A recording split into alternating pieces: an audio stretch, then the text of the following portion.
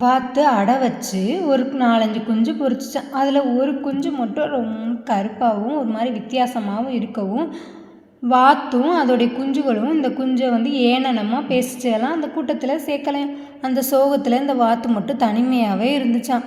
நம்ம மட்டும் ஏன் இப்படி இருக்கோங்கிற மாதிரி.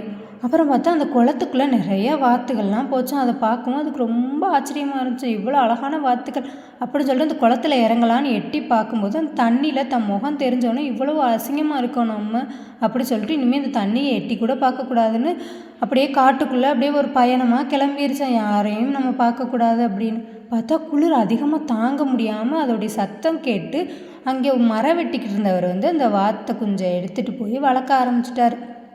ஒரு நாள் தண்ணிக்குள்ளே கூட்டமாக அழகான நிறைய அன்னப்பறவைகளை பார்த்தோன்னா இவ்வளோ அழகான அன்னப்பறவைகளாக இருக்கே அப்படின்னு சொல்லிட்டு பார்த்துக்கிட்டு இருந்துச்சு. அப்போது அந்த அன்னப்பறவையில் கேட்டுச்செல்லாம், ஏன் நீ மட்டும் இங்கே தனியாக இருக்க, உன்னை நான் இது வரைக்கும் பார்த்ததே இல்லையே அப்படின்னு சொன்னோன்னே, நான் தான் ரொம்ப அசிங்கமான வாத்து, அதனால் நான் யார் கூடயும் சேர்றதில்லை அப்படின்னு சொல்லிட்டு சொன்னிச்சான். அப்படியான்னு சொல்லிட்டு எல்லாம் சிரிச்சிச்சலாம். நான் இங்கேருந்து போகிறேன், நீங்கள் கூட என்னை பார்த்து சிரிக்கிறீங்க பார்த்தியா, நான் அவ்வளோ அசிங்கமாக இருக்கேன் அப்படின்னு சொல்லிட்டு அந்த வாத்து சொன்னிச்சான். அதை கேட்டதும் அந்த அன்னப்பறவைகள் கூட்டம் சொன்னிச்சான், நீ கொஞ்சம் தண்ணிக்குள்ளே எட்டி பாரேன் அப்படின்னு சொல்லி சொன்னிச்சான். அதுவும் எட்டி பார்த்துச்சான். நீ தான் இந்த அழகான அன்னப்பறவை, நீ ஒரு வாத்து கிடையாது அப்படிங்கிறத அது சொல்லி உணர வச்சுச்சான்.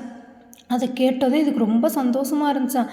அப்புறம் எல்லா அன்னப்பறவைகள் எல்லாம் சொன்னிச்சாலும் நம்ம எல்லோரும் ஒரே ஃபேமிலியாக ரொம்ப சந்தோஷமாக வாழலாம் அப்படின்னு சொல்லி சொன்னிச்சான். அது கேட்டதும் சரி நானும் உங்கள் கூடயே வந்துடுறேன்னு சொல்லிட்டு இந்த அன்னப்பறவையும் அது கூட்டத்தோடு சேர்ந்துருச்சு. அப்போ தான் தெரியுமா இது ஒரு அன்னப்பறவைங்கிறதே. நம்ம யாருங்கிறத நம்ம தான் முடிவு பண்ணணும்.